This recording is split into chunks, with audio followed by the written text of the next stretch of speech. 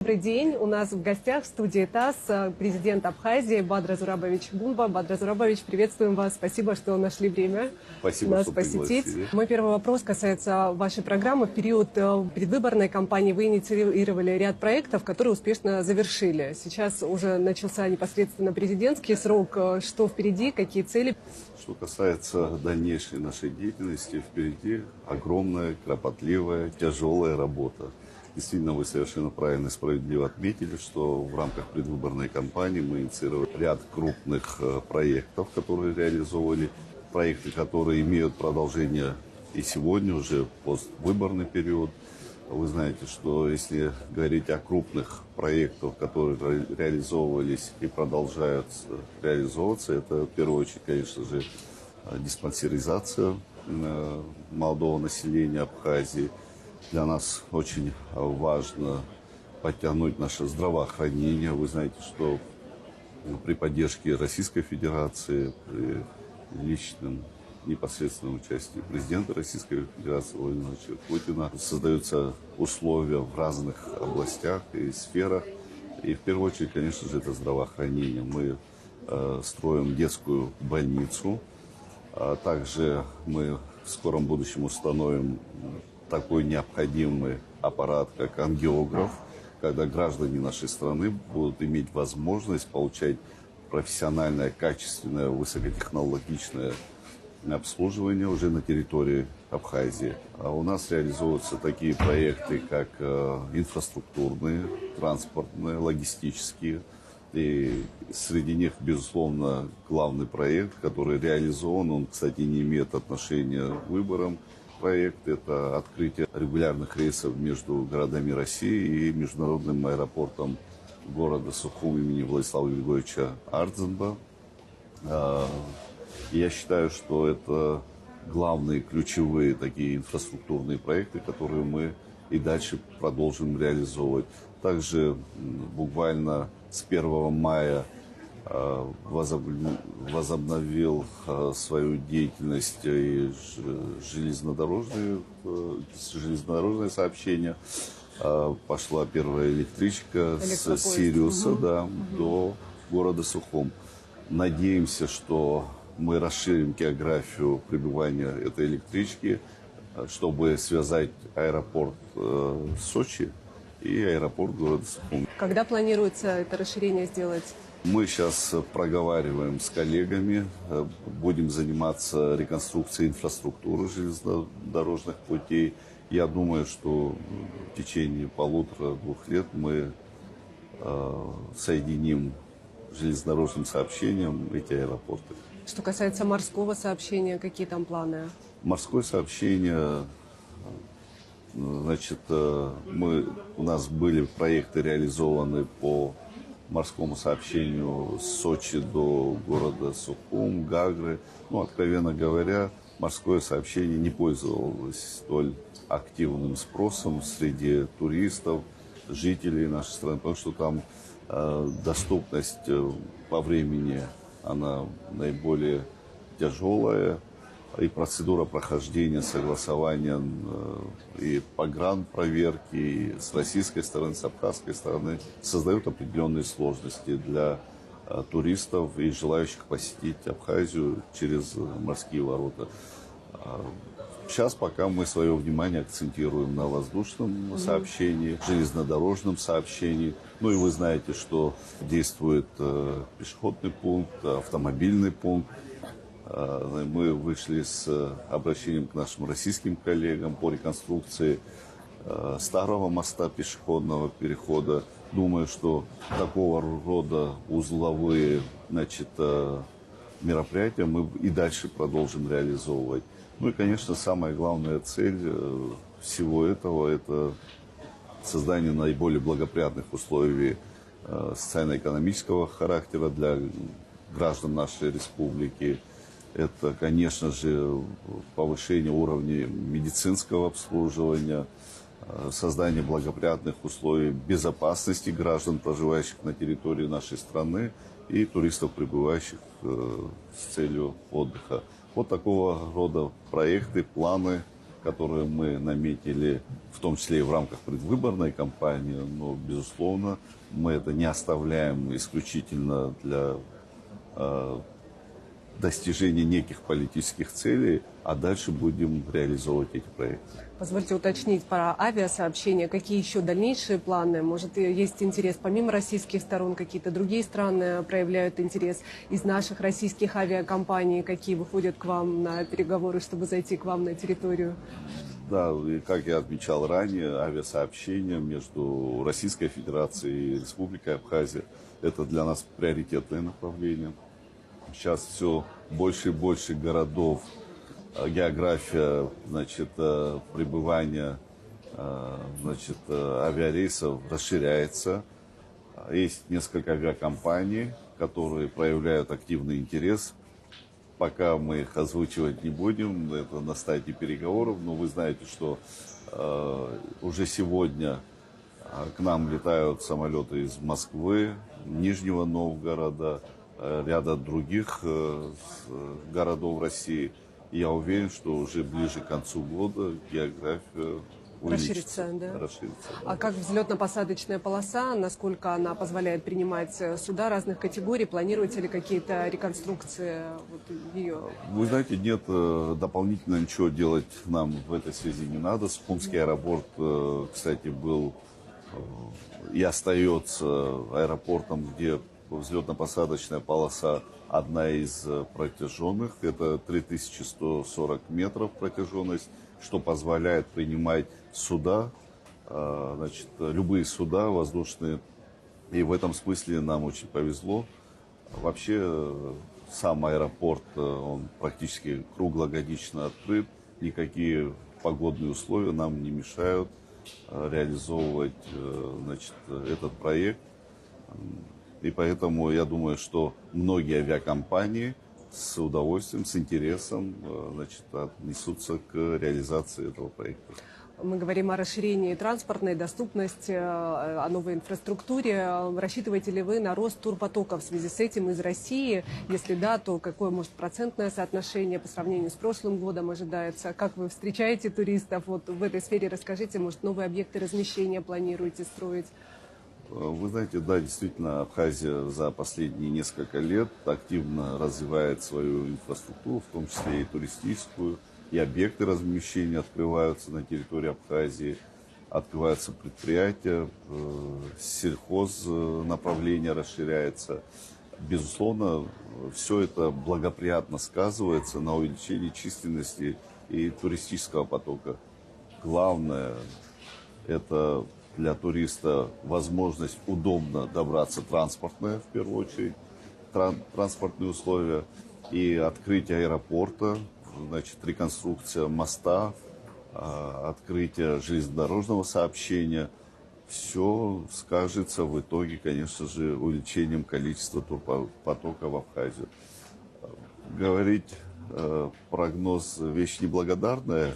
По итогам летнего курортного сезона мы, конечно же, подсчитаем фактическое, да, количество пребывания, но уверен, что количество отдыхающих увеличится по сравнению с предыдущими годами.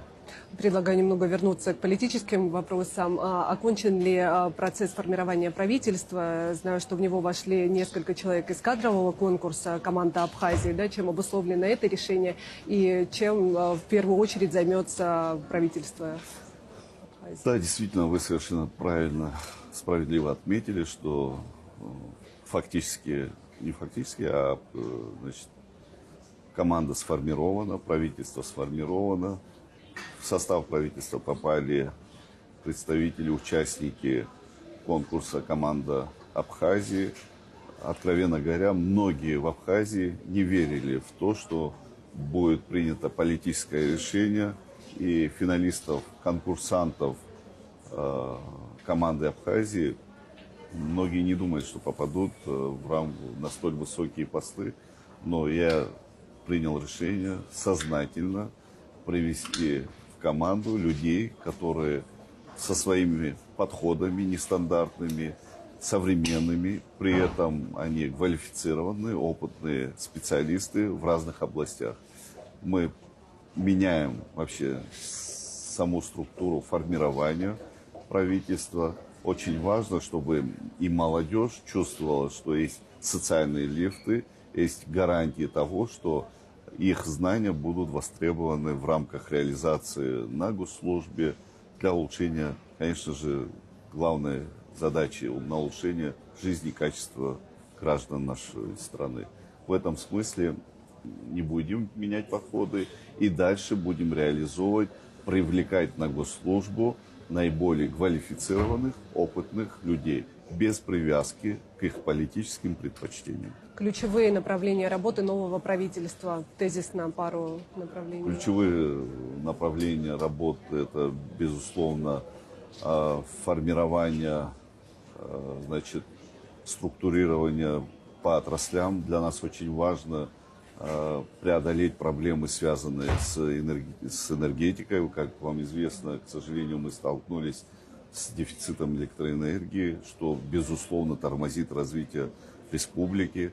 Это энергетика, это здравоохранение, это сельское хозяйство, ряд других направлений, которые требуют к себе особого пристального внимания. Мы будем заниматься развитием и решением этих вопросов не просто локально, а системно. В этой связи уже есть поручение правительству, прорабатываются программы развития по отраслям, которые будут уже продемонстрированы и нашему обществу, и в соответствии с которым мы будем реализовывать намеченные планы. Про энергоснабжение давайте подробнее немного остановимся. Сейчас теплый сезон, жаркий. Есть ли проблемы с дефицитом? Отправляли ли вы заявки уже в Россию о компенсации этого дефицита? Ну и на перспективу про зимний сезон тоже, когда еще актуальнее, да, эта проблема станет. Как планируется ее решать? Да, вы знаете, к сожалению, отрасль, которая требует особого внимания и серьезных вложений. И решить все те проблемы системные, которые накопились на протяжении более 30 лет, мы, безусловно, снять оперативно их мы не сможем. При этом у нас есть видение выхода из этого кризиса. При поддержке мы обратились к руководству Российской Федерации и на встрече с Владимиром Владимировичем Путиным мы обсуждали проблематику, связанную с бесперебойным обеспечением электроэнергии нашей республики. И надеюсь, что то, что мы обсуждали в рамках нашей встречи, они получат и дальнейшие шаги реализации. Сегодня мы обеспечиваем свою республику собственной генерацией.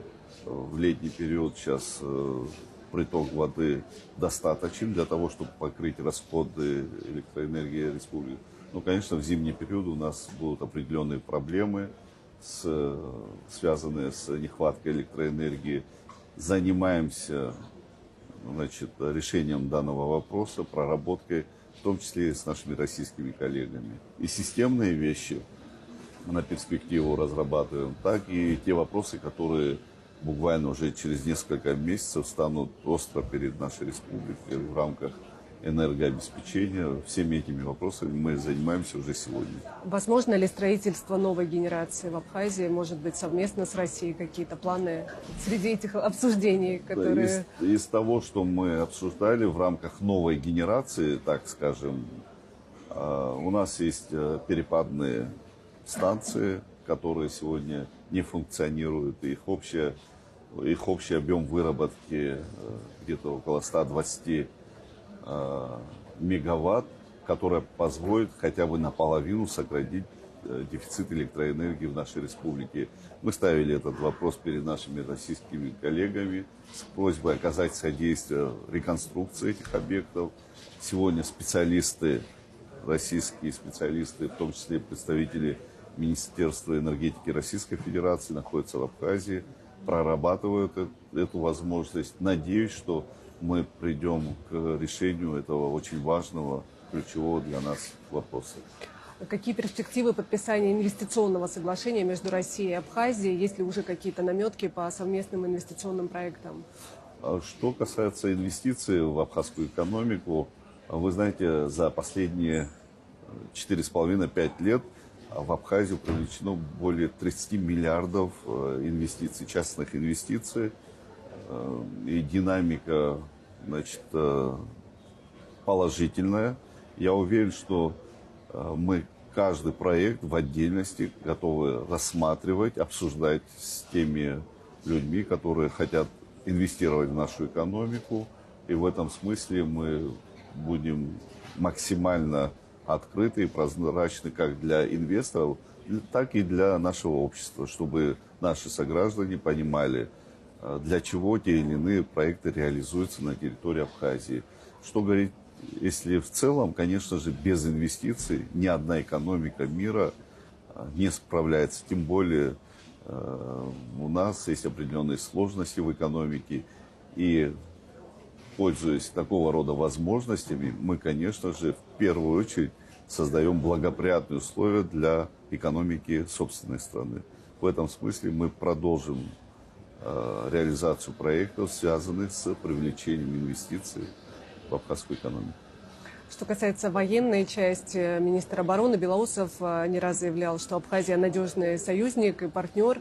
Какое сотрудничество с Россией планируется в этом направлении? Будут ли совместные учения с вооруженными силами Российской Федерации? Я благодарен министру обороны за высокую оценку нашего взаимодействия. Действительно, для нас очень важно взаимодействие продолжить с Министерством обороны Российской Федерации. Как вам известно, на территории Республики Абхазия располагается 7-я военная база российская, находится погрануправление ФСБ России. Безусловно, нахождение этих подразделений на территории Абхазии – это дополнительная возможность сохранения мира и стабильности на территории Абхазии. Народ Абхазии высоко ценит и благодарит руководство Российской Федерации за принятое решение. И мы постоянно находимся в контактах с этими подразделениями, находящимися на территории Республики Абхазия. И уверен в том, что их нахождение и дальше будет способствовать сохранению мира и стабильности. Вы наверняка знаете о том, что и по линии морского флота, Черноморского флота планируется взаимодействие в Абхазии. Открывается материально-техническая база для Черноморского флота Российской Федерации. И в рамках этой программы мы будем и дальше углублять сотрудничество между военными ведомствами наших стран. А планируется ли создание военно-морской базы России в Абхазии? Вообще стоит ли такой вопрос?